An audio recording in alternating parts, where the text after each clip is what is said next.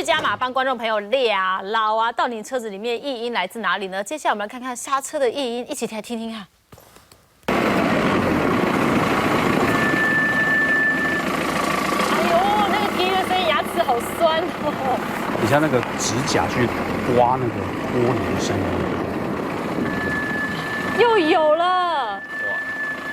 坦白说，这个声音很多车子都有哎。对，机车骑士啊，或加油站打工的工读生哦，每天都被这种摧残呐。人家这一停车，叽，哇，车主自己不见得知道，非常非常的酸。对，车主在车内可能没有，对，可能没有那么大声。对，外面就会有这种声音。可是我们的观众朋友跟我们反映，他也是类似这样的声音啊。他说，那我去给修车师傅，他跟我说换来令片啊，就换的还是有，到底是怎么啦？其实应该要讲哈，在刹车会发生这样的声音哦，基本上呢，应该要看你本身所使用是什么样的刹车的来令片，或者是划线碟或者通风碟，它都有一些直接或间接的影响，比如说现在跟观众介绍一下，这个东西叫做划线碟，划线碟，那划线碟，那这个地方这个东西叫做通风碟，这有动，对，这两个声音正确的使用的情况之下，它发出的声音是不一样的，像这通风碟的话，因为它通风效果比较好，对，所以正常情况下它刹车的时候，它会有嗡的声音，就停下来说嗡这种声音，它这个是因为它这个通风，然后所以会有微微的这种通风这种嗡这种声音。好，那这种划线碟的不一样啊，那我带来这一个呢是应该算是故障品啊，不良品，为什么呢？我们来注意看一下，可能要导播麻烦一下，它这个地方有产生凹槽。哎呦，看到了哎，这边边整个都凹进去了。对对对，它这个已经叫做使用过度了。已经叫做使用过度。它有分成正面跟反面的情况。那反面这边就更严重，它整个的凹槽是已经完全可以割人了。对耶，所以刚刚那个尖锐声就是因为来令片跟这个产生的摩擦声，然后造成了滴滴很尖锐的声音。这是划线碟的部分。有时候还特别提一下，这个划线碟它这个有一个沟槽特别深，有没有？有。它会突然间的，照理讲应该是正常磨耗的情况，应该是很平均的。怎么会突然间会来一个很严重的一条刮痕？对啊，这个刮痕基本上有可能都是不奇怪的杂质，比如说石头、尖锐的、硬的。卡到里面去，所以这东西有可能因为震动或者你洗车什么又突然又掉了。但是你的卡钳里面会卡住这个东西，也代表它的卡钳的受力已经不平均了。对，所以你才会有缝隙，然后才会产生有杂质跑进去。本来就该换了。这个东西叫做这个刹车的划线碟的部分。那我们来看一下这个叫做来令片。来令片，正常的情况各位要看一下，这是新的，对不对？这是新的，这是陶瓷的。各位可以看一下，它有很多的亮点，一颗一颗的亮点。好，这个稍微给大家看一下，一颗一颗亮点。有上面哈。对。那基本上它的组合的成分它是石棉加金属加一些铜的一些材质在里面。所以也就是金属成分越重，它刹车的效果越好。所以有一些改装品我们在赛车比赛的时候，有一些正常情况下，它的刹车情况也会有滴的一声，但并不代表它有问题，而是它的金属成分比较重。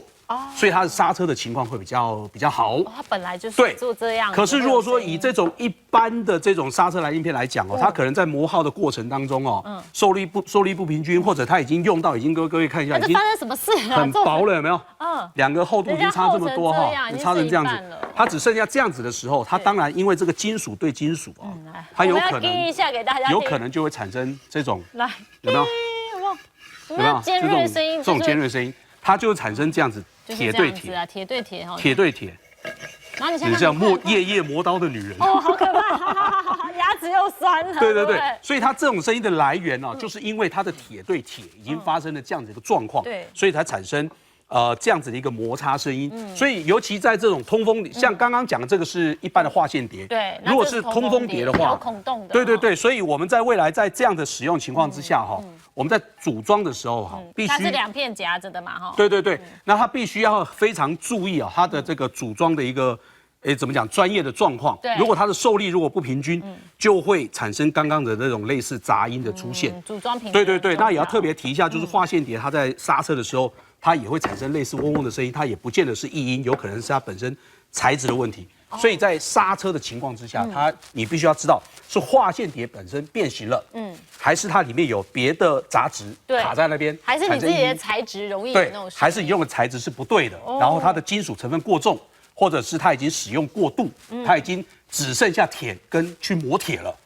这几个状况只要弄清楚，其实它的问题也不是多大。铁在磨铁啦，对好啊，一口气让大家搞清楚到底刹车出了什么样的状况。如果真的有怪声音的话，好好去研判一下哪里出问题哦。来，庞德哥，很重要的一刻来了，车室里面竟然有怪声音呢，又不是什么特殊的状况，为什么好好的车子开一开，里面就嘤？而且我跟你讲，车速越快，它声音就越大声；车速越慢，声音就变小声，还这样子啊？对，我们刚才讲说车速越快，但轮子转得越快嘛。那如果说刚才讲胎噪也好，或轴承也好，就嗡很大声，对不对？但是车速越快的时候，同时呢，风切也越大嘛，就是风，撞风面的速度越快，对，所以这个时候可能就出现风切声啊，常讲的，可能开70、80没事，开到100多之后，咻咻或者呼呼，什么怪声都有，就有点毛毛的，对，还有点毛毛的，对不对？尤其有一些那种双门跑车啊，无窗框设计，对，很屌，对，很屌，很屌，很屌，大家就是很容易那个玻璃啊，风跟你的这个胶条密合不好，所以我们今天这部车哈，我们先来，我们让大家看一下。那我要开门，对，我来为你服务来。对，谢谢，好。那我们现在当然。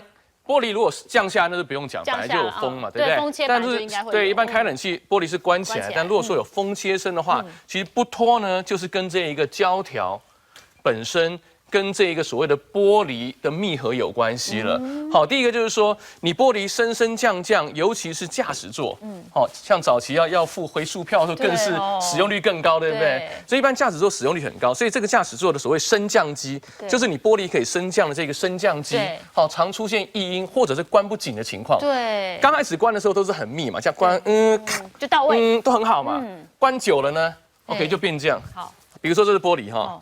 本来应该这样关的嘛，关久了变成这样，变就掉，这前面往下掉，有一点偏了。对，就这样，甚至有时候你看起来没有，实际它已经脱开一点点了，你感觉就关起来，其实有缝隙在这里啊，一有缝隙就有声音。对，所以那当然会出声音嘛，因为这个风后面会切风嘛，所以这个部分呢必须拆门板。调整升降机做一些纠色，又是纠色了。调整哈。对，那个可能要技师来做了。但如果说这个部分没有问题的话呢，第一个哈比较简单的哈，居家常备良药。哦，又来了，又出动了。跟那个类似，那个是 WD-40啦，这个叫做塑料还原剂。哦。对，因为你看嘛，比如说以这部车来讲，你看哦。它车体的部分有一个软胶条，对，有。然后呢，车门的框框上也有软胶条，胶条对胶条啊，一定要密合啊，而且它2层密合，其实效果算是好，但不见得每部车都这个样子哈。那今天如果车子比较旧的话，本来是这样软软的、软嫩的嘛，久了之后变硬的，人家总会老嘛。对呀，会老化，所以要。还原剂或喷给喷下去，这喷的味道今天就不喷了哈。喷了之后呢，就可以试试看是不是有还原的效果。就摸就变咕噜咕噜。那我喷我的脸会不会变嫩一点？不要开玩笑，不要开玩笑，这喷车子专用的。对，如果喷了就 OK， 那你运气好。但是呢，如果不行的话呢，有几个做法了哈。第一个呢，对付胶条老化。对，你这个常备良药不行的话呢，现在已经老到没救了。就比较稍微侵入性一点哈，去买这种。其实我这个还不算是非常专门的哈，有一些专门的叫做这种隔音的所谓强化胶条。这个呢，就是说我们刚才讲哈，我们换个角度看好了，因为它这个其实道理很简单嘛，它至少回弹的力量才能够跟你的金属面贴合，对不对？那久了我们就是说压下去，你门打开它没有弹起来嘛，对不对？那如果还原没效的话呢，我们就在这后面，OK， 再去多粘上，好，背后再多粘上一层，背后给它补强啦。对，就是说在后面再推它一把啦，好，推它一把，这个地方也可以粘。这个地方也可以粘，让它这个胶条本身就往前推一点，对，就好像有一只你的手在推它出来，两边都推，然后就更麻吉了，对，靠在一起。这是一个做法。下一个呢是更凶的，这真的是还有更凶的，对，这是偶秀才会，但是这车主听说在现场，我可能要温柔一点。冒冷汗，车主在瞪哦。因为你看嘛，这个车门的结构，你看，其实下面就是关门嘛，对，上面这一框。好，怎么样？你看这个地方强度跟这个强度，一定这里比较弱嘛。对。所以常常这个车门久，尤其如果说结构不是很好的车哦，这个窗户关久，它其实有点往外翘。所以呢，你关起来之后，不密合，不要怪人家胶条啦，是你板件本身已经有点翘起来了。本来就有点翘起来了。对，所以这个时候呢，有一些师傅比较壮的哈。是哦。这样子。凹嘞，我这样是薄命演出哈。对。一般这里会夹一个大橡胶，然后这边用力。他轻轻的做一下而已哈。用力凹一下，凹一下。车主就打仗我保护你。他来打我哈。所以我们示范就是说，做这个动作，把窗框稍微矫正一点点。哦，你不能说整个车门，因为其实车门没有问题，是窗框的问题，是要矫正一点。让它密合啦。这样还不行的这样话，还不行，哦，真的是要10大绝了吗？好，这个你看，给息随时都拿出来了哈。在想，这我们可能要拍纪念这个地方哈。在这个地方，我们知道车门要关起来，它都必须这个六角锁对这有行话了，对，这叫 catch，catch 其实英文的 catch 就抓的意思嘛哈。它就是这个。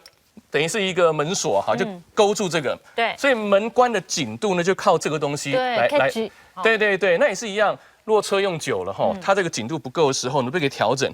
看，这是一个新型螺丝嘛，我们可以对看，这个家庭都买得到哈。OK， 好，是这一只，好，就对了那个新型螺丝。好，这个还太细，我们再粗一点的，还有粗一点的哦，它有粗有细啦哈。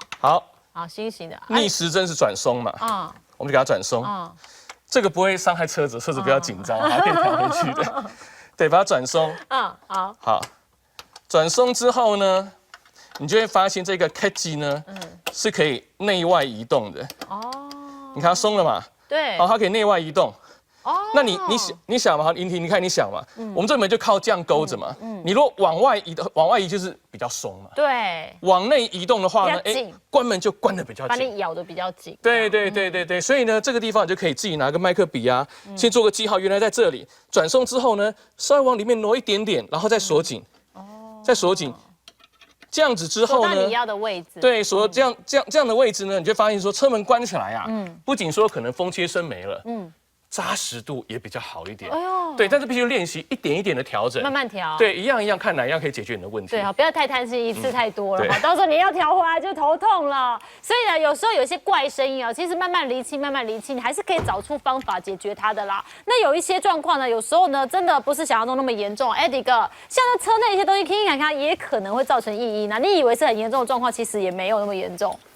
我来举例子哈，就是我自己遇到的上个月遇到的事情，就是我家里有一台5系列的车子，它3年，它的里程数很低，大概6000公里，还蛮新的，3年而已。但是而且没什么开，然后没开，然后突然发生那个右边有扣扣扣声，我说我3年车怎么可能有这个扣扣扣声音很大声？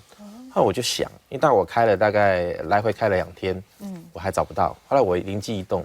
原来是那个我们的安全带有个铁扣，那个铁扣你没有回位，他们回到上回到下，它就夹在车门的椅子跟那个跟门之间，然后你开的时候那个铁扣就在门跟椅子那边敲来敲去，晃。